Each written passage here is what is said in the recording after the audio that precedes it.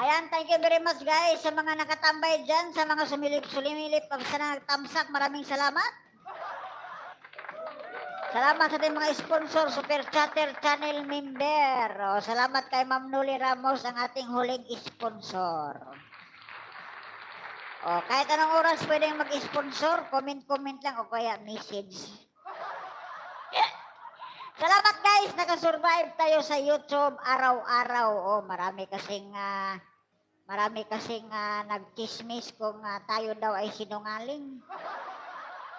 Dahil tayo ay sabi walang trabaho, walang income, walang pira, pero araw-araw nag-YouTube, araw-araw nag-live, araw-araw nag-upload, naglaro ng email.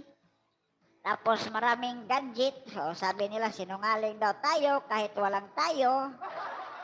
Lahat na yan ay naka-video, naka-vlog, lahat nandyan na yan, ha?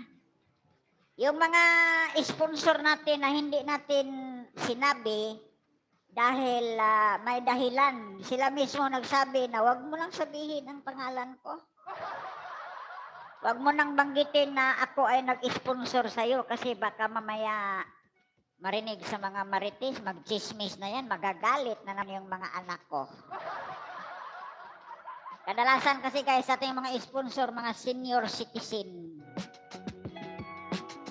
Oh, pero yung sponsor ko sana sa 20,000 na solar panel, sabi niya, gawin mo LME, ipakita mo sa akin para matuto din ako pag uwi ko sa amin, magawa din ako ng sarili kong solar system. I mean, solar power. Oh, sabi ko, pero ngayon kasi may problema siya. Siya pa ang nagsuri. Huwag kayong magsuri. Nagsabi kayo sa akin, natutulong kayo, ganito, ganon. Tapos may problema kayo. Tulad nung audit, bago ang bagyong audit, alam ni GBR-TV yan, may gusto mag-sponsor sa akin ng cellphone, 12,000 brand new, 5G na. Pero dahil sa bagyong audit, nagsuri siya sa akin na kasi pinakita niya sa akin yung bahay nila talagang nasira.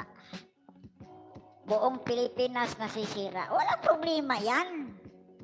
Pag may sasabihin kayo sa akin, mag-sponsor kayo, di man ako naniningil.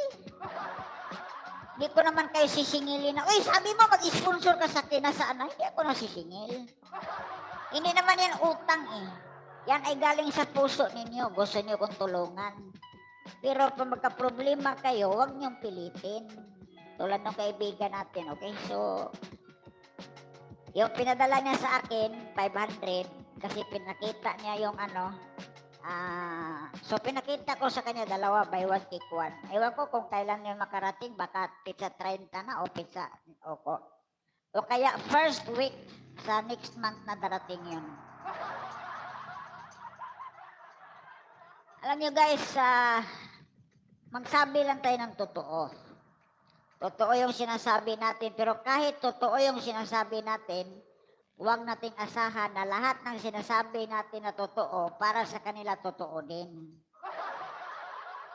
Kasi mga sinungaling sila, akala nila na ikaw ay kagaya nila na sinungaling din. Kaya kahit anong sasabihin mong tama, para sa kanila mali yun.